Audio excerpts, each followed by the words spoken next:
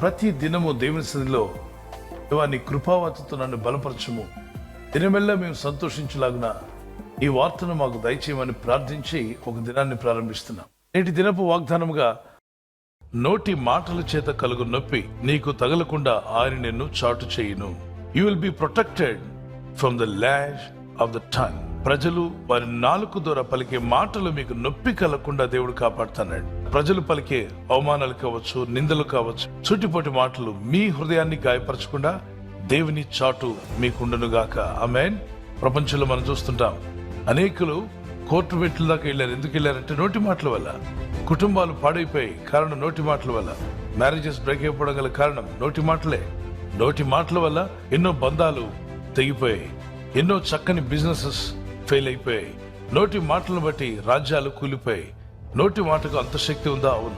యాకోబు పత్రిక 3:1-6 నాలుక చిన్నదైనప్పుడు అది అవయవాల్లో ఉంచబడిన అగ్ని ప్రపంచం అంట. దానిలో ఒక ప్రపంచం ఉంది. అవయవాలన్నీ ఒక వంతు అయితే నాలుక దారి వేరే. దానికి ఎముక లేదు. నరవలేని నాలుక నరులను బాగా బాధిస్తుంది. అందుకే మాటలు మనిషిని నిలబెట్టగలవు, మనిషిని పడగొట్టగలవు. కత్తిపోటు వంటి మాటలు కలవు అన్నాడు. వారి మాట విన్నప్పుడు ఒక కత్తితో వ్యక్తిని పొడిస్తే ఎంత బాధ కలుగుతుందో, ఎంత బ్లీడింగ్ అవుతుందో అంత బాధ కలిగించే మాటలున్నాయట.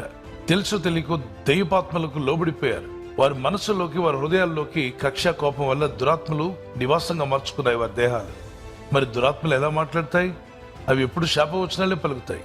దేవుని ఆత్మ ఉందనుకుంటే అదే దేహంలో దీవెన, ఆశీర్వాదము, క్షేమము, అన్ని మంచి మాటలు మాట్లాడతారు. కానీ ఆ వ్యక్తుల హృదయాల్లో దురాత్మలు, చీకటి శక్తులు ఉన్నప్పుడు మనిషిని గాయపరిచే మాటలు మాట్లాడతారు. సాతానుడు కొందరు నోర్లు వాడుకొని జీవితాలను నాశనం చేస్తుండగా, దేవుడు కొందరు నోటిని వాడుకొని, బోరగా వాడుకొని అనేక బ్రతుకులను నశించిపోయే వారిని రక్షణ నడిపిస్తున్నాడు, వెలిగిస్తూ ఉన్నాడు. విలియం కేరీ గారు ఒక దగ్గర మీటింగ్ లో కూర్చుంటే ఒక గవర్నర్ గారు మిస్సెస్ ఆమె వచ్చి ఆయన ఎగతాళి చేయాలని, ఎందుకంటే వాళ్ళు మిషనరీలు మన దేశంలో ఉండి మన వాళ్ళకి బుద్ధి చెప్పడం, మన వాళ్ళకి జ్ఞానం నేర్పడం వాళ్ళకి ఇష్టపడలా. వాళ్ళు బ్రిటిష్ రాజకీయ నాయకులు. ఆ రోజుల్లో కూడా సేవకులు, మిషనరీలు, దైవ సేవకులు, యేసుప్రభు వారి సేవకులు అద్భుతమైన సహాయాన్ని భారతదేశానికి చేశారు. కానీ అదే టైంలో బ్రిటిష్ రూలర్స్ లో కొంతమంది దేశాన్ని కీడు చేసే విధంగా ప్రవర్తించారు.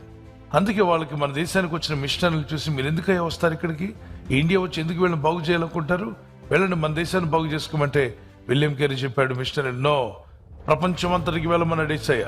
మేము బ్రిటిష్ వాళ్ళము, అమెరికా వాళ్ళం కాదు, మేము యేసు వారము, యేసుక్రీస్తు ప్రేమను పంచేవారం, దేవుని ప్రేమను పంచేవారం. ఈ దేశంలో అనేకులకు సువార్త చెప్పడానికి మేము వచ్చాం. చీకటి బ్రతుకులకు వెలుగును అందించాలని మేము వచ్చాం. చదువు లేని వారికి చదువు ఇవ్వాలని వచ్చాం. మరి విద్య లేని వారికి విద్యావంతులుగా చేయాలని మేము ఇక్కడికి వచ్చాం. కాబట్టి మా ఆస్తులను అమ్ముకొని మరి వచ్చాం, ఇక్కడే ఉండి సేవ చేస్తామని. అందులో అతన్ని ఎగతాళి చేస్తే ఇన్సల్ట్ అవుతాడని, హలో మిస్టర్ విలియం కేరీ, చెప్పులు తయారు చేసేవాడు కదా నువ్వు, అవును, ఒకసారి నిలబడు, the shoe maker please stand అని చెప్పి పిలిచింది.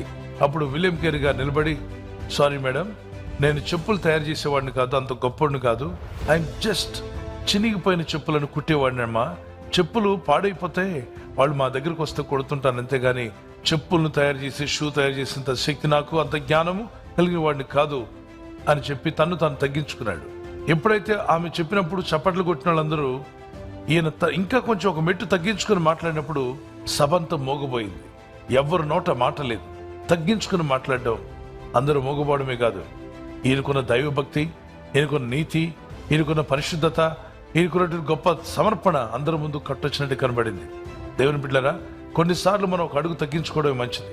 పెళ్లిల్లో కావచ్చు, ఫంక్షన్లో కావచ్చు, చర్చెస్లో కూడా కావచ్చు. ఒక అడుగు తగ్గించుకోండి, తక్కువేం కాదు. మిమ్మల్ని హెచ్చించువాడు దేవుడే. ఆయన మిమ్మల్ని హెచ్చిస్తున్నప్పుడు మిమ్మల్ని తిట్టిన ప్రతి నోరు మోగబోయే రోజు రాబోతుంది. ఎవరైతే మీకు విరోధంగా మాట్లాడారో వారే మీకు అనుకూలంగా మాట్లాడే రోజు వచ్చునుగాక. సూటిపోటి మాటలతో, కత్తిపోటు వంటి మాటలు మీ మీద పలుకుతున్నారా? బాధపడకండి, వారి కోసం ప్రేయర్ చేయండి. ఆ నొప్పి తగలకుండా దేవుడు మిమ్మల్ని కాపాడుతాడు. ఒక రోజున వారి నోటితోనే మీతో నిజంగా దేవుడున్నాడు, మీరు నిజంగా దేవునితో నడుస్తున్నారు, ప్రభు కృప మీతో ఉంది అని వారు చెప్పే రోజు యేసు నామములో త్వరలోనే వచ్చునుగాక. ప్రార్థన చేసుకుందాం. ప్రభా, నీ కనికరం చొప్పున మమ్మల్ని దీవించండి. మాటల్లో శక్తి ఉందని నమ్ముచున్నాం ప్రభా. నోటి మాటల చేత ఎవరు గాయపరచబడకుండా సాయం చేయండి. ఎవరైనా గాయపరుస్తుంటే గాయపరిచే వారిని గద్దించండి. వారి మనసులు మార్చుము నాయన. ఈ ఉదయకాలం అందరినీ క్షమించి ప్రార్థిస్తున్నాం. నోటి మాటల వల్ల ఏ గాయాలు తగలకుండా ప్రతి ఒక్కరిని కాపాడు. నీ ప్రజలను కాపాడుతాను వాగ్దానం చేసావు నాయన. ఇదిగో ఎవరైతే నోటి మాటల చేత గాయపరచాలని ప్రయత్నిస్తున్నారో వారి యొక్క ఇంటిలో కానీ, ఇంటి చుట్టుపక్కల పరిసరాల్లో కానీ, వారి ఉద్యోగ స్థలంలో, ఆఫీసెస్ లో, ఎక్కడ వర్క్ చేస్తున్న ఆ వర్క్ సైట్ లో వారికి విరోధంగా, వారు చేస్తున్న పనులకు విరోధంగా మాట్లాడే వారిని గద్దించండి. వారి నాలుకలు ఇక గాయపరిచేవిగా కాకుండా మంచిగా మాట్లాడే మనసులు వారికి దయచేయండి. వారికి మారు మనసులు ఇవ్వండి. మరి ముఖ్యంగా నీ ప్రజలకు నోటి మాటల చేత కలుగు నొప్పి తగలకుండా వీరిని నీ రెక్కల చాటున కాచి కాపాడి మీరు మహిమ పొందమని నజరేయుడైన యేసుక్రీస్తు నామములో ప్రార్థిస్తుండగా, ఎవరైతే అనారోగ్య బలహీనతతో ఇబ్బంది పడుతున్నారో యేసు నామములో వారిని విడిచిపోవునుగాక. మంచి ఆరోగ్యం వారికి కలుగునుగాక. ఏదో అమ్మాలని కొనాలని ప్రయత్నం చేస్తున్న నీ ప్రజల ప్రయత్నం ఫలించునుగాక. వారు కష్టపడిన కష్టాజీతం ఇంటికి రాకుండా ఉన్నట్లయితే నీ కనికల చొప్పున ప్రార్థిస్తున్నాం. యెహోవా యందు భయభక్తి గల వారి యొక్క కష్టాజీతాన్ని దీవిస్తున్నావు. వీరి కష్టాజీతం వీరి చేతికి వచ్చునుగాక. రావాల్సిన దీవెనలు వారి మీదకి రావాలి. వారు పొందాల్సిన ఆశీర్వాదాలు వారు పొందుకోవాలి. మేలులతో చేత తృప్తిపరిచి నడిపించమని, మీరు ఆకడకు సిద్ధపరచమని యేసుక్రీస్తు పరిశుద్ధ నామములో అడిగి వేడుకుంటున్నాం మా పరలోకపు తండ్రి. ఆమేన్, ఆమేన్. దేవుని కృప